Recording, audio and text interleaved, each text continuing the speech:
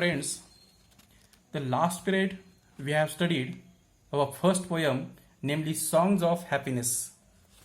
And then we are leaving some pages here because there are some activities.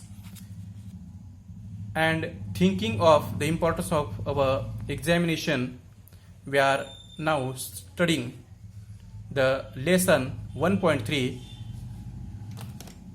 the wild boar and the fox, page number 7. One day, a wild boar was sharpening his tusk against the bark of a tree. He was doing it very carefully. There lived a fox in the same forest. He was always looking for a chance to make fun of other animals in the forest. When he saw the wild boar, he decided to tease him. He began to walk around the trees, looking left and right and up and down. He also began to act as if he was really scared. But the boar did not pay any attention to him. He kept right on with his work. At last, the fox said with a grin, "Why are you doing that?" "I tried very hard, but I did not see any hidden enemy or danger." "True," replied the boar. "Just now there may not be any danger, but when it really comes, there won't be any time to sharpen my tusks. My weapons have to be ready for use then. If I am not ready, I will have to suffer." This story tells us that it is best to be prepared.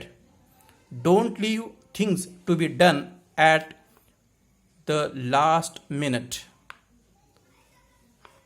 मित्रांनो, ही गोष्ट आहे एका रानटी डुकराची आणि कोल्ह्याची.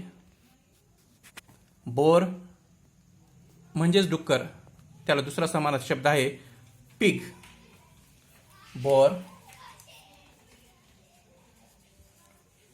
And pig, डुक्कर. एके दिवशी जंगलामध्ये एक रानटी डुक्कर त्याच्या सुळ्यांना, दातांना, लांब अशा दातांना झाडाच्या सालीला घासून धार लावत होता. हे सगळं काम तो अतिशय काळजीपूर्वक करत होता. त्याच जंगलामध्ये एक कोल्हा राहत असे. त्या कोल्ह्याची सवय म्हणजे नेहमी संधी शोधणं. कशाची? तर इतर जंगलातील इतर जे प्राणी आहेत त्यांची चेष्टा करण्याची, त्यांची थट्टा करण्याची त्याला सवय असे. एके दिवशी तो या रानटी डुकराला पाहतो आणि मनात त्याच्या असं वाटतं की इतर प्राण्यांप्रमाणे आपण याला सुद्धा डिवचावं, याला सुद्धा राग येईन असं काहीतरी कृत्य करावं, चिडवावं. आणि म्हणून तो त्याच्या जवळ जातो. इकडे तिकडे पाहतो, डावीकडे उजवीकडे खालीवर सगळीकडे पाहतो आणि असं भासवतो की तो खूप घाबरलेला आहे. पण या सगळ्या कृतीकडे तो रानटी डुक्कर अजिबात लक्ष देत नाही. त्याचं कार्य तो चालू ठेवतं. कोणतं? तर आपल्या सुळ्यांना धार लावण्याचं. न राहून शेवटी कोल्हा त्याला विचारतोच, "why are you doing that?" मित्रा, हे तू का करतोस? म्हणजेच या सुळ्यांना तुझा धार का लावतो आहेस? मला तर आसपास कुठेच संकट दिसत नाही, धोका वाटत नाही. मग तू हे कृत्य का करतोस? का सुळ्यांना धार लावतोस?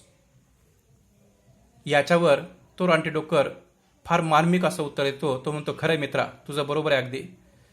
सध्या तरी माझ्या आसपास कोणताही धोका नाही, परंतु जेव्हा केव्हा धोका निर्माण होईल, माझ्यावर संकट येईल, त्यावेळेस मला वेळ मिळेल का तयार व्हायला? माझ्या सुळ्यांना धार लावायला वेळ मिळेल का? तर नाही. मग याच्यामुळे संकट असो किंवा नसो, आपण आपलं संकटाचा सामना करण्यासाठी आपण नेहमी तयार असलं पाहिजे. आणि जर असं केलं नाही तर मी नक्कीच संकटात सापडेल, मला त्याच्या दुःख भोगावं लागेल, त्याच्या वेदना भोगाव्या लागतील जर मी तयार नसेल तर. आणि म्हणून मला सदैव नेहमी संकटाचा सामना करण्यास, संकट असो किंवा नसो, तयार राहिलंच पाहिजे. मित्रांनो, अशा प्रकारे ही गोष्ट आहे. आता या ठिकाणी आपल्याला काही शब्द आहेत, शब्दार्थ आहेत. कोणकोणती? तर आपण बोर्डकडे पाहू. आपण.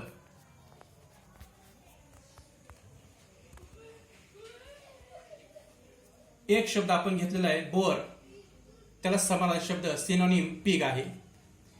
वाईल्ड याला ऑपोजिट पेट आहे. या दोन्हीचा अर्थ आपल्याला माहिती आहेच. वाईल्ड म्हणजे रानटी आणि पेट म्हणजे पाळीव, की ज्यांना आपण पाळू शकतो. हा वाईल्ड आहे, म्हणजे हा डुक्कर कसा आहे तर रानटी आहे. टू शार्पन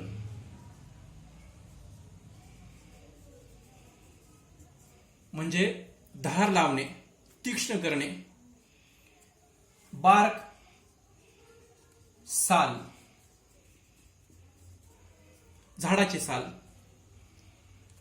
केअरफुली अतिशय काळजीपूर्वक काम करणे. त्यानंतर टू लुक फॉर म्हणजे च्या शोधार्थ असणे. चान्स संधी, मोका. टू मेक फन ऑफ ही फ्रेज आहे. टू मेक फन ऑफ म्हणजे ची चेष्टा करणे, कोणाचेही असो, चेष्टा करणे, थट्टा करणे, मस्करी करणे. अटेन्शन लक्ष. त्यानंतर हिडन म्हणजे लपलेला, माहित नसलेला, समोर नसलेला. एनिमी शत्रू, त्याचाच विरुद्धार्थी जर शब्द पाहायचा म्हणला तर friend. Enemy opposite to friend, शत्रू मित्र. डेंजर म्हणजे धोका, याचं पुन्हा ऑपोजिट जर पाहायचं म्हणलं तर डेंजर ऑपोजिट सेफ. धोका सुरक्षितपणा. वेपन शस्त्र. आता इथं शस्त्र कोणतं आहे त्या रानटी डुकराचं? त्याची जी सुळे आहेत, दात आहेत, हे त्याचं शस्त्र आहे, निसर्गाने त्याला दिलेलं. टू सफर म्हणजे दुःख भोगणे, यातना भोगणे. ही स्टोरी, ही कथा आपल्याला काय मेसेज देते, काय शिकवते? तर हेच शिकवते की आपण नेहमी तयार असायला हवं. संकट कोणत्याही काळी येऊ शकतं, प्रॉब्लेम्स आपल्याला कोणत्याही काळी येऊ शकतात, कधीही येऊ शकतात. एक येऊ शकतात, दोन येऊ शकतात. आपण त्या संकटांना एक येवो, दोन येवो, नेहमी ते संकटाला तोंड देण्यास आपण समर्थ असायला हवं. हा या प्रकरणातील मेसेज आहे आपल्याला. ही जो मेसेज आपल्याला प्रकरणात दिलाय तो आपण कायम लक्षात ठेवू. मित्र हो, याच्यामध्ये आपल्याला काही प्रश्न दिलेले आहेत. Now question is written on the blackboard. Answer the following questions. खालील प्रश्नांची उत्तरे लिहा. एक प्रश्न आपण या ठिकाणी लिहिला, हु wear living in the forest in this story. या कथेमध्ये जंगलात कोणकोणते प्राणी राहत होते? मग या कथेपुरतं मर्यादित आहे. तसे जंगलात भरपूर प्राणी राहतात, फक्त आपण या कथेचा विचार करत आहोत, या स्टोरीचा विचार करत आहोत. तर मग या स्टोरीमध्ये, या कथेमध्ये कोणते प्राणी राहतात? तर साहजिकच याचं उत्तर तुम्हालाही माहिती आहे की याचं उत्तर आहे, आपल्या जे कवितेचं टायटल आहे, शीर्षक आहे, तेच याचं उत्तर आहे, the wild boar and the fox. Now we move to second question. What was the boar doing?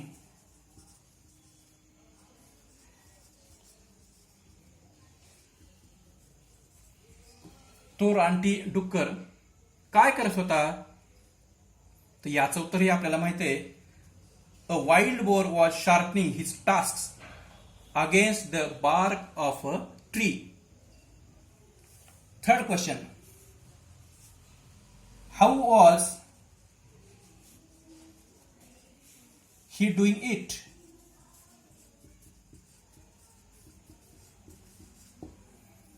तो हे कार्य कशा प्रकारे करत होता? तर याचं उत्तर आहे व्हेरी केअरफुली. फार काळजीपूर्वक हे तो कार्य करत होता. त्यानंतर question number 4. Who saw the wild boar? Again, you know answer of question number 4. Who saw the wild boar? You note the answer of this question. Who saw the fox saw the wild boar? त्या रानटी डुकराला कोणी पाहिलं? तर कोल्ह्याने पाहिलं. Now last question. Next question. Did the boar pay attention to him? Friends, after reading this question, we come to understand that this question is verbal question. This question started with did. It means helping verb. It is verbal question. And the answer of this question comes always in yes or no. Did the boar pay attention to him? म्हणजे त्या रानटी जनावराकडं, रानटी डुकराकडं कोणाने लक्ष दिलं का? तर याचं उत्तर सरळ सरळ नो असं आहे. लक्ष दिलेलं नाही. पुढचा प्रश्न आहे. हा प्रश्न आपल्याला पर्सनल रिस्पॉन्स आहे. म्हणजे आपण त्याचं उत्तर स्वतः लिहायचं आहे. प्रश्न काय आहे? Did you like this story and Y? तुम्हाला ही गोष्ट आवडली का आणि का? म्हणजे आवडली असेल तर का आवडली त्याचं कारण द्यायचं. म्हणजे सुरुवातीला आपल्याला जर आवडली असेल तर yes I like this story असं लिहावं लागेल किंवा आय लाईक दिस स्टोरी असं लिहावं लागेल. आणि मग त्याचं कारण काय आहे तर हे कारण प्रत्येकाच्या विद्यार्थ्यानुसार वेगवेगळं असेल. सगळ्यांचं कारण एकच असेल असं नाही. त्याचं उत्तर वेगळं येऊ शकतं. किंवा याचं उत्तर जर निगेटिव्ह असेल no I didn't like this story, ही गोष्ट मला अजिबात आवडली नाही, तरी सुद्धा त्याचं कारण आपल्याला द्यायचं आहे वाय मध्ये. कारण असे रिस्पॉन्स पर्सनल रिस्पॉन्स हे प्रश्न आपल्याला निरंतर पुढे येणारच आहे. त्याच्यामुळे अशा प्रश्नांकडे आपल्याला लक्ष देणं फार गरजेचं आहे. आणि शेवटचा प्रश्न tell the message in the story. या गोष्टींमधून आपल्याला कोणता संदेश देण्यात आलेला आहे आपल्यासाठी?